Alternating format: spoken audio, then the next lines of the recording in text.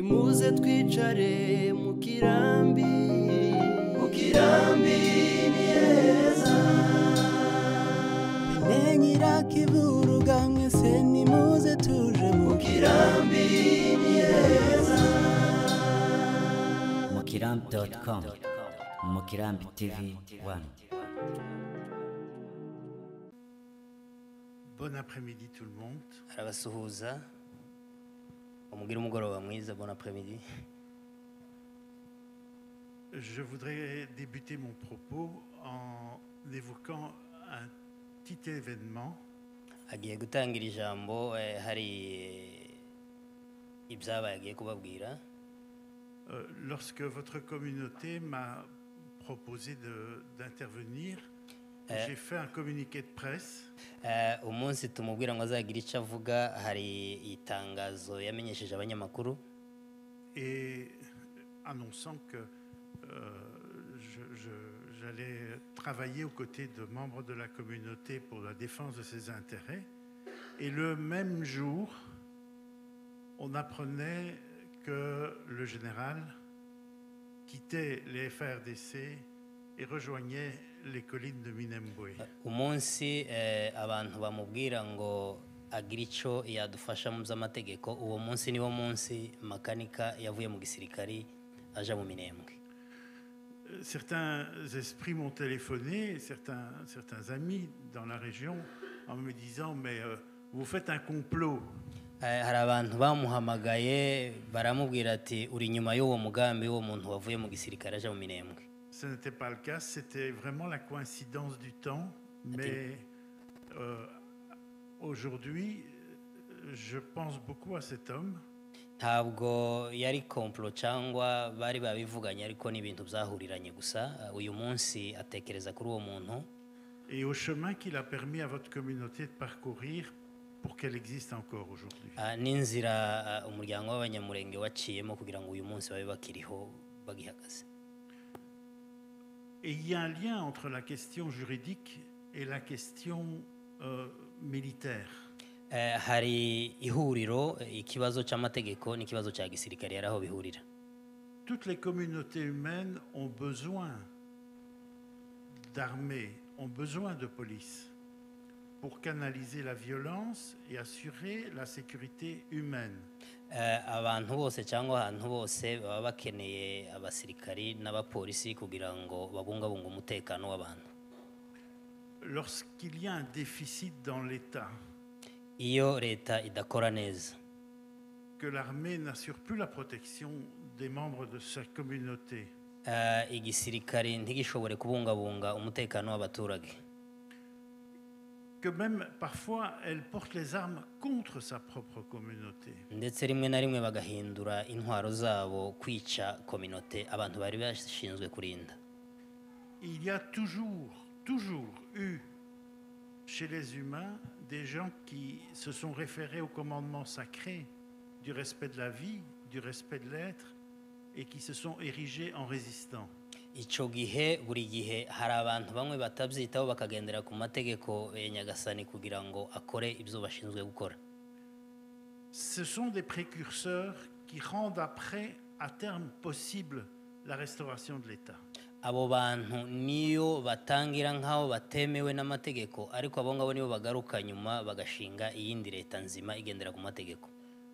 Aujourd'hui, à l'est du Congo, nous vivons les deux choses, des juristes qui essayent de faire valoir le droit Ubu nyine mu burasirazuba bwa Kongo nibyo tubamo, hari abanyamategeko bagerageza kugira ngo amategeko yubahirizwe, et des hommes et des femmes qui ont dû recourir à certains moments à des rébellions, ce qu'on appelle de la rébellion ou de la résistance armée, pour préserver des intérêts sacrés de leur communauté. hakaba n'abasore n'inkumi nabo bagerageza gufata intwaro kugira ngo bagerageze kubungabunga uburenganzira bw'abantu bakomoka iwabo mu gace baturukamo.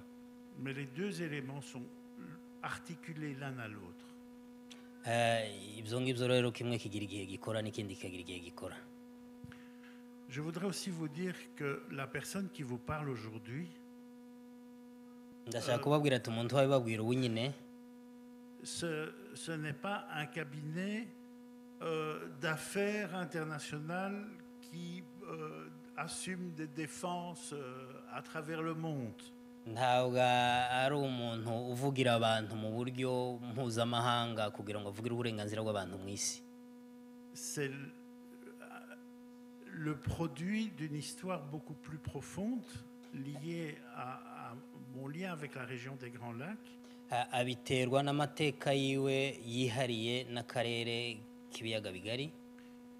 Et même s'ils ne sont pas là aujourd'hui, ceux qui me portent sont plus essentiels que moi.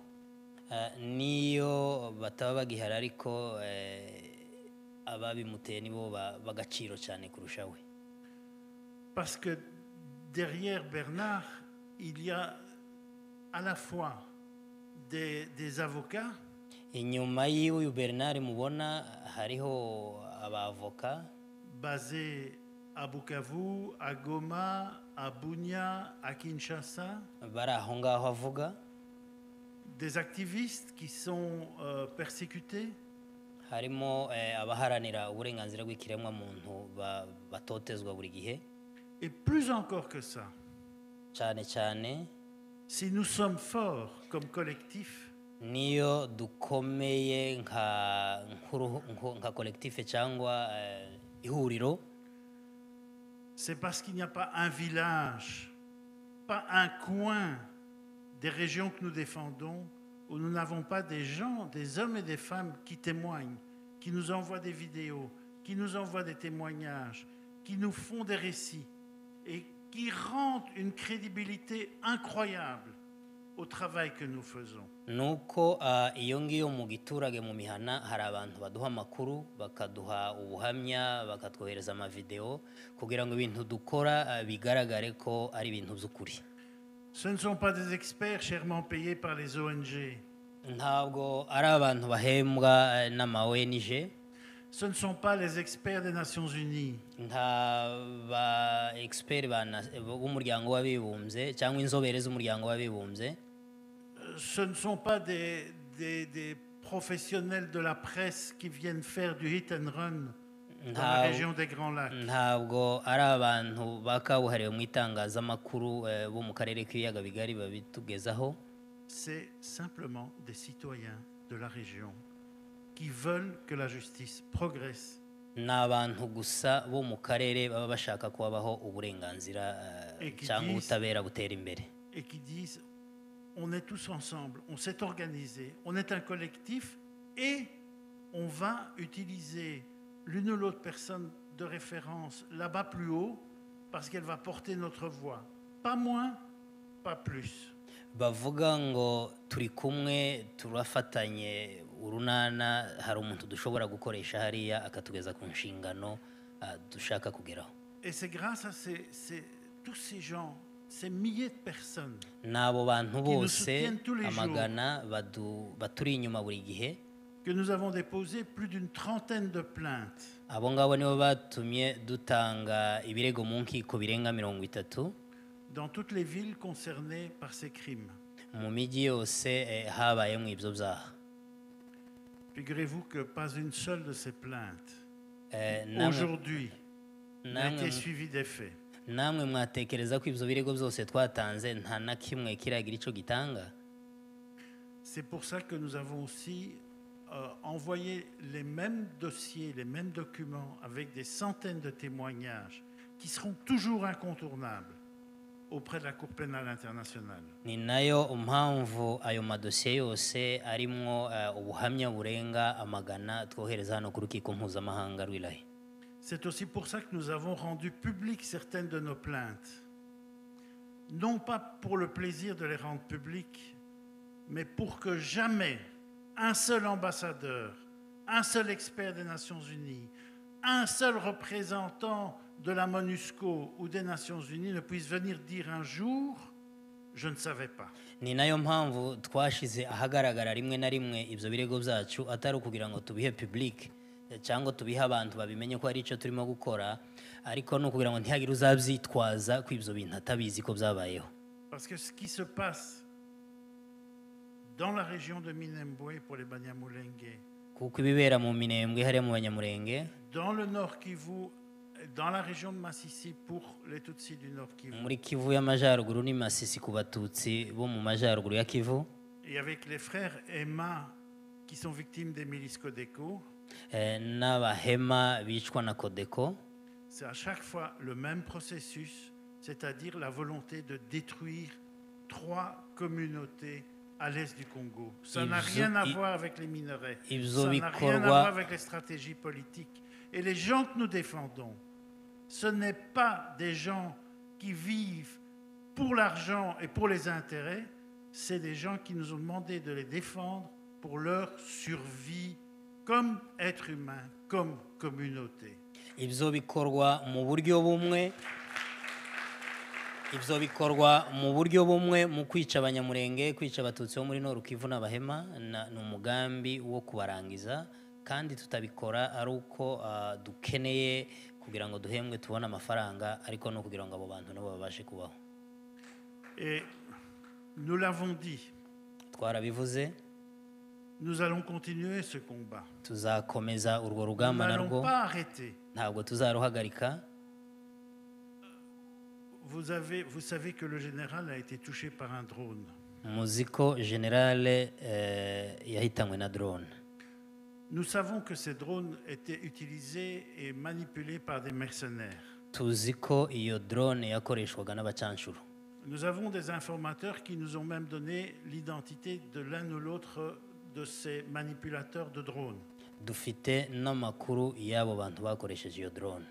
Ce sont des personnes venues de France et de Roumanie. hari abantu bavuye muri Faransa no muri Rumania. Nous allons déposer plainte en France et en Roumanie. tuzabarega mu Faransa no muri Romania. Il n'y a aucune raison nta na mpamvu n'imwe que l'on exporte des marchands de morts dans la région des Grands Lacs. abantu bashobora kujana isoko y'ubwicanyi mu karere k'ibiyaga bigari. Tous les dossiers que nous avons, nous espérons qu'un jour, ayo madosiye yose dufite turizera ko umunsi umwe au sein de l'appareil d'État congolais, muri leta ya Congo il y aura des procureurs dignes qui vont les récupérer hazoba abashinjacyaha b'umwuga bazakora kuri ayo madosiye, et que ces procureurs puissent traduire en justice les auteurs des crimes à Bunia, à Bukavu, à Goma et pas ailleurs. kugira ngo abo bashinjacyaha bazoburanisha abo bantu i Bukavu, i Goma, no muri Sud Kivu, Et que atari ahandi hantu, les familles puissent assister au procès kugira ngo là où elles sont nées, là où elles ont vécu, parce que c'est là que la justice. kugira ngo ababuze ababo nabo bazohagarare kuri izo manza bazibonera.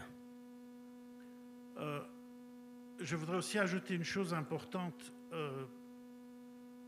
Vous savez que il y a quelque temps, nous avons un ministre des Affaires étrangères en Belgique hari ico agiye kongeraho. Hari minisitiri w'ububanyi n'amahanga hano mu Bubiligi a exprimé son intérêt pour l'état de droit et pour le respect des êtres humains. yagerageje kuvuga ibyifuzo bye ku burenganzira bw'ikiremwa muntu. Je l'ai pris au mot et je le prends encore aujourd'hui publiquement au mot. yamufatiye ku magambo yavuze, na n'ubu aracyabikurikirana kuri ayo magambo yavuze. Pour ce qui nous concerne, notre collectif, ko ibitureba twebwe nk'urugaga rwacu rw'abavoka, nous avons plusieurs centaines de personnes qui sont emprisonnées aujourd'hui à Kinshasa, dufite abantu benshi bacu bafungiye Kinshasa mu maprison, qui sont détenus à la DEMIAP, à Ndolo et à Makala. bafungiye mu rwego rw'iperereza rwa gisirikare DEMIAP no muri prison ya Ndolo n'iya Makala. Si l'Europe, si la Belgique, si la France sont intéressés aux droits de l'homme, nimba Ububiligi, nimba Ubufaransa cyangwa isi uburenganzira bw'ikiremwa muntu bwiraje inshinga, non pas dans des rapports que l'on commande gentiment à New York, à Londres ou à Bruxelles, mais sur le terrain. atari mu maraporo gusa basoma bari Bruxelles na Londres no muri Amerika, Qu'on nous donne une protection baduhe baturinde et baducungire qu'on nous umutekano, autorise à nous rendre à Kinshasa aujourd'hui, bareke tuje Kinshasa uyu sans munsi délai, bidatinze, pour donner la possibilité aux personnes qui nous crient par téléphone, par WhatsApp, par message signal qu'ils souffrent, pour leur donner la possibilité de rencontrer le représentant de leur collectif d'avocats. kugira ngo abo bantu bose bafunzwe baduhamagara buri gihe kugira ngo babonane n'abahagarariye cyangwa ababunganizi babo mu mategeko aribo bavuga, Pour avoir un entretien avec eux, kugira ngo tuganire nabo, pour entendre leurs témoignages kugira ngo twumve ubuhamya bwabo, et pour permettre au collectif de rendre publique l'histoire réelle de ce qui se passe à Kinshasa aujourd'hui. pour cette kugira ngo communauté. urugaga rwacu rushira ahagaragara ibibera hari i Kinshasa muri ziriya prison ku mugaragaro. Mes amis, je ne vais pas vous prendre plus de temps. Ntabwo mbafata umwanya muremure, Je veux simplement vous dire combien notre collectif est déterminé parce qu'il est soutenu grâce à vous. arashaka kubabwira ukuntu collectif cyangwa urugaga barimo rukurikirana abo bantu rushigikiwe namwe.